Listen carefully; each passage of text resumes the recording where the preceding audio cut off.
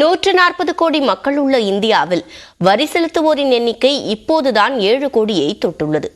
வரி கட்டுவோரின் எண்ணிக்கை மேலும் அதிகரித்தால் தனிநபர் மீதான சுமை குறையும் என்கிறார்கள் பொருளாதார வல்லுநர்கள்.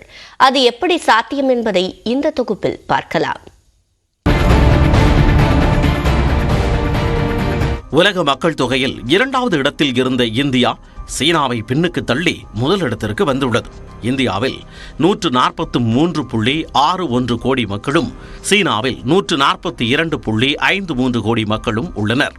மக்கள் தொகையில் முதலிடத்தில் உள்ள நாம் தனிநபர் வரி செலுத்தும் நாடுகளின் பட்டியலில் என்னவோ பின்னால்தான் இருக்கிறோம். வரி கட்டுவோர் பட்டியலில் முதலிடத்தில் உள்ள டென்மார்க்கில் சுமார் 46% பேர் வரி கட்டுகின்றனர். இதற்கடுத்தபடியாக பிரான்ஸ், பெல்ஜியம் போன்ற நாடுகள் உள்ளன. அமெரிக்கா 53வது இடம் பிடித்துள்ள நிலையில் அந்த நாட்டில் சுமார் 24% பேர் வரி கட்டுகின்றனர். இந்தியாவில் சுமார் 7% பேர் வரி கட்டும் நிலையில் தரவரிசை பட்டியலில் 163வது இடத்தை பிடித்துள்ளது. இலங்கை மற்றும் வங்கதேசத்தில் தலா 8% பேரும், பாகிஸ்தானில் 12% பேரும் வரி கட்டுகின்றனர். இந்தியாவில் கடந்த 10 ஆண்டுகளில் நாட்டில் வருமான வரி தாக்கல் செய்வோர் எண்ணிக்கை 2 மடங்கு உயர்ந்துள்ளது. 7.78 கோடியாக உயர்ந்துள்ளதாக மத்திய நேரடி வரிகள் வாரியம் தெரிவித்துள்ளது. இது கடந்த 2013-14 நிதியாண்டுடன் இருந்த 3.80 கோடியுடன் ஒப்பிடுகையில் 104.91% அதிகமாகும். மத்திய அரசு நடப்பு நிதியாண்டில் நேரடி வரி வருவாயாக 18.23 லட்சம் கோடி ரூபாய் வசூல் செய்ய பட்ஜெட்டில் இலக்கு நிர்ணயித்துள்ளது. இதில் தனிநபர் வரியும் கார்ப்பரேட் வரியும் அடங்கும். இது கடந்த நிதியாண்டின் 16.61 லட்சம் கோடி ரூபாயுடன் ஒப்பிடுகையில் 9.75% அதிகமாகும்.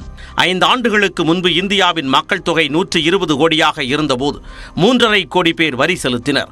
தற்போது அது 7 கோடியாக உயர்ந்துள்ளது. இந்தியாவில் 140 கோடி பேர் இருந்தாலும் 7 கோடி பேர் தான் வரி கட்டுகின்றனர். ஒருவர் 100 ரூபாய் சம்பாதித்தால் 30 ரூபாயை வரியாக கொடுக்க வேண்டிய நிலை உள்ளது. நான் 100 ரூபா சம்பாதித்தா 30 ரூபா டாக்ஸ் கொடுக்கணும் அப்படின்ற நிலம் இன்னைக்கு இருக்குது. அது 25% இருந்ததுன்னா நான் 100 ரூபா எனக்கு வட்டி வருதுன்னா கூட 25 ரூபா நான் கவர்மெண்ட்டுக்கு டாக்ஸ் கொடுத்துறேன் அப்படின்றது. முக்கியமாக நம்ம யோசிக்க வேண்டியது இந்தியா மாரி இருக்கிற ஒரு 140 கோடி உள்ள ஒரு பாப்புலேஷனில் ஒரு 7 கோடி மக்கள் தான் டைரக்ட் டாக்ஸ் ஃபைல் பண்ணுறாங்க. ஒரு இந்தியான்றது ஒரு குடும்பம் மாதிரி. உங்கள் குடும்பத்தில் 5 பேர் இருக்காங்க. ஒருத்தர் வேலைக்கு போனால் அந்த ஒருத்தர் நபர் மேலே எவ்வளோ இது இருக்கும், பெயின் இருக்கும்.